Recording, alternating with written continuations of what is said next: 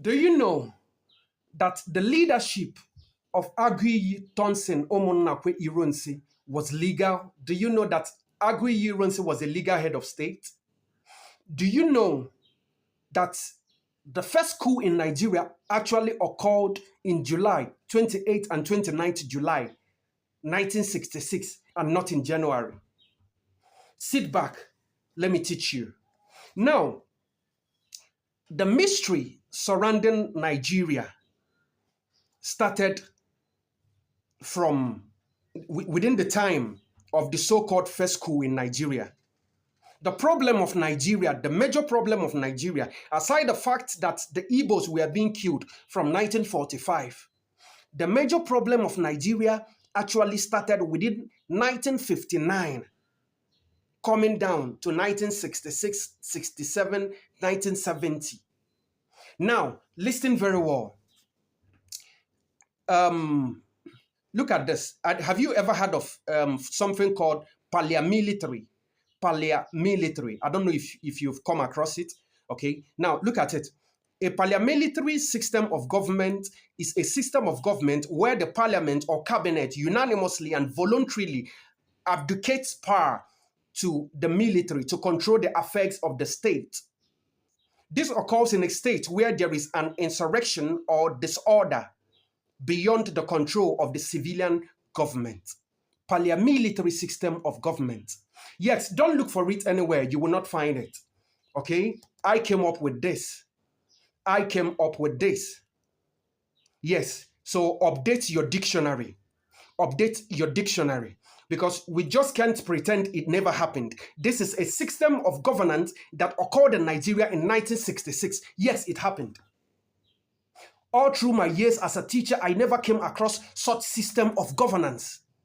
But it happened in Nigeria. So I have to give it a name. So update your dictionary. Now listen very well. Now, this system of government, listen, let me read from the mouth of the first citizen of Nigeria in 1966. The first citizen of Nigeria. Listen to his words. From the information at my disposal, the cabinet decided to transfer power to him as the general officer commanding the armed forces. It means an abdication of power. It means then the suspension of the president, the prime minister, the 4 regional governors, the 4 regional premiers. In other words, the civilian authorities has found it impossible to maintain law and order and have transferred same to the military authorities until law and order can be maintained. Nnamdi Azikiwe, first president of Nigeria. Did you hear that? Now, let me proceed. The cabinet met and unanimously and voluntarily agreed to abdicate power. Now, he continued, there is a sort of insurrection or there is disorder in Nigeria which the civilian authorities find impossible to contain. That is what Nnamdi Azikiwe said. That the cabinet, they themselves, this was the first son, this was the first president of Nigeria. His position was also taken. He gave up his position. He gave up his position. He said, he told you that they were the ones that unanimously and voluntarily decided, agreed to give up the regions, give up their positions. The regions handed over. They gave up their leadership. Because there was a situation in Nigeria which they could not control. He said the situation was impossible. He said the situation in Nigeria in 1966 was impossible to control. So they called Aguiyi, gave up their positions and told him, take power and control the state until calm is restored. Did you understand that? So Aguiyi was legally transferred power to. He was legally handed over power to. He was handed over power legally to. Do you understand? So there was nothing like a coup in 1966. Power was legally handed over to Aguiyi as the first head of state. Now, he went ahead. He shared that what you call the coup of 1966 January, he shared the opinion, he's of the opinion that it wasn't a coup, but a mutiny. The first president of Nigeria, Nnamdi Azikiwe, shared the view that it wasn't a coup, that it was a mutiny. And what is a mutiny? Disobedience to order. That is where we go. Now, where is the order coming from? And which order is that? Who gave the order? Now, if you watched my video of the 1966 Yoruba coup that I've posted on my YouTube, I will still post some of it on my Facebook and TikTok because the video is too lengthy. So I'll cut it like 6 minutes or 7 minutes. Now, you'll find out that there was a planned subjugation by the federal on the 17th of January, 1966. And who were the people that was going to carry out this subjugation? It was the military. And the subjugation was against the Southwest, the Yorubas. So that means to say, and the person who was given this task was called Zachariah Maimalari, Brigadier Maimalari. So that is to say, he introduced this idea to the military. He told them, this is what we are going to do on the 17th of January, 1966. Now, some people agreed, some disagreed. That is actually what Nnamdi Azikiwe described as a mutiny, disobedience to order. A military gave order. This is what we are going to do on the 17th. Some people agreed, some disagreed. That is what he described as a mutiny. So he don't even share your view of saying that there was a coup in January 1966, which I perfectly agreed to. And if there is a coup, if you still believe there was a coup in Nigeria in January 1966, then it is addressed very well as a Yoruba coup. Because the main actor in that coup was Adewale Ademoyiga, a Yoruba man. He was actually the person that pioneered, engineered that coup, because his region was going to be the victim of the planned subjugation. Do you understand that? The bringing Chukwuemeka Nzogu into the picture was just to brand the dog, give the dog a bad name in order for you to kill it. Do you understand that? Good. Now, the parliament or the cabinet transferred power. They gave up the states. So Aguiyi did not collapse regionalism or the regions. He did not. The ruling government gave up and told him to take. They were the ones that gave up the regions and everything that has to do with parliamentary leadership. Get that into your head. So the leadership of Aguiyi was legal. Get that into your head.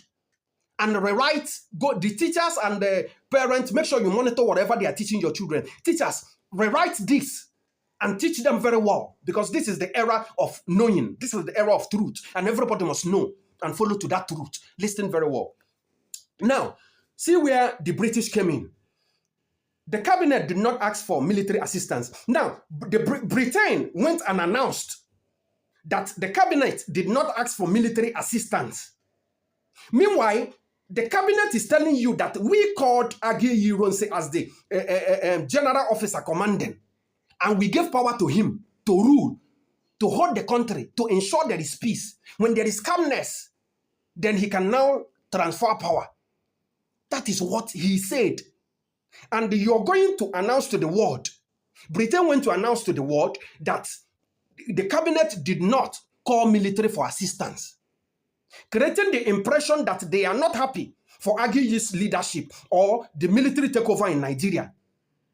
And as a result of the unhappiness, it played, the aftermath of the unhappiness played in July 28 and 29, 1966, which was actually the first coup to remove Aguiyi that led to the death of Aguiyi, and his body was not even recovered. And when Aguiyi was killed, Yakubu Gowon was implanted as a head of state. That coup of July 1966 was carried out by T.Y. Danjuma, the man that Aguiyi trusted so much. It was carried out by T.Y. Danjuma, Murtala Muhammad, Buhari, IBB, and Abacha. Ibrahim Badamasi Babangida and Abacha, Muhammad Buhari. These were the 5 people that carried out the coup. And at the end of the coup, they have to play the script of the British, handing over power. None of them took power. They handed over power to Yakubu Gowon, which is the script of the British, because they expressed their unhappiness in January by announcing that the cabinet did not ask for military assistance. Meanwhile, the cabinet is telling you that we are the ones that called Aguiyi to come and take power. Do you understand it? So I want you to rewrite your just rewrite your books and all that. Teach the people the writing and the truth. There was nothing like a coup in January 1966. It was a mutiny. Disobedience to order. There was an uproar within the military. That was why some people within the military were called loyalists and some were called rebels in the military within that time. It was an uproar, a disagreement within the military, within the cabinet, within the institution. So it was just an uproar. It wasn't a coup. The first coup actually was carried out by T.Y. Danjuma and Murtala Mohammed in July. So I believe I have made this clear. And everything I've said here is subject to debate.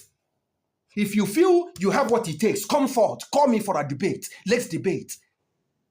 So what played was parliamentary system of government, the handing over of power from the parliamentary government to the military. That was what played in January.